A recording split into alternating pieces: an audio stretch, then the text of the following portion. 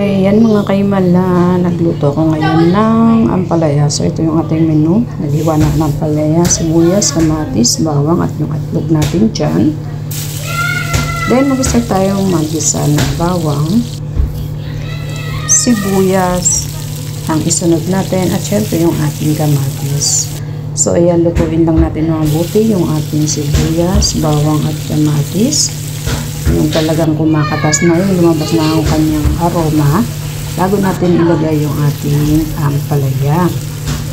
So, nag-trade tayo ng gulay, kaya napabili kami ng gulay. So, ayan. So, syempre, timplahan lang natin yun ng paminta at asin na pampalasa sa ating nililitong gulay. So, ayan. Naglagay tayo ng konting iodize. Hindi kasi masarap pag medyo maalat, no? So, yung tamang lasa lang. So, ayan na. Timpan natin, takpan lang natin. So, lulutuin ko lang siya ng mga 10 minutes. So, habang inantay natin maluto yung ating ampalaya, meron tayo dyan 2 eggs na ihahalo, syempre. Magbatik tayo ng itlog pang sahog sa ating ginisang ampalaya. So, ayan. And syempre may pagkain din yung ating mga amo. Ito naman yung para sa kanila, matchbox manok. So ayan mga kaimala, medyo okay na yung ating ampalaya. Ayoko ng overcook, kaya lutuin na natin siya ng sanggang lang. Nalagyan na natin yung ating binatik na itlog. Then ang takpan lang din natin yan, no? Antayin lang natin siguro mga 5 minutes, okay na yan. Kaya kainin or ihatin. Ayan.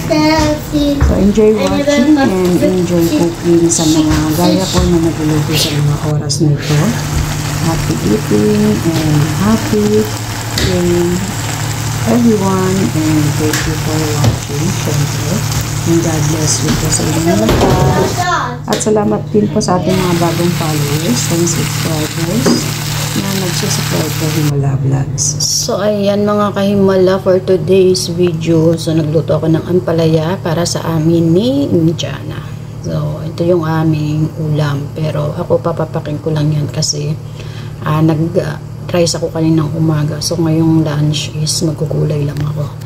Ayan yung ating menu for today's video mga kahimala. Ito yung ating ampalaya. So tinakpan ko lang muna siya dyan. And hayaan lang, wag natin haluin. Kasi yung ampalaya na bili ko is medyo maliliit siya at pino yung kanyang kulbot. So, pag mga ganyang ampalaya is may pait talaga yan. Hindi katulad ng malalaki na medyo lang yung pait niya. Konti lang. Pero yung ganyang ampalaya, parang kumbaga sa ligaw na ampalaya. Ganon siya kasi as in mapait. Ayan. So, cook muna tayo.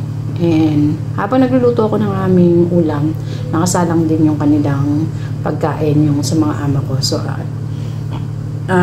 matchbox manok naman ang akin niluto sa kanila ngayon. So, kahapon matchbox laham.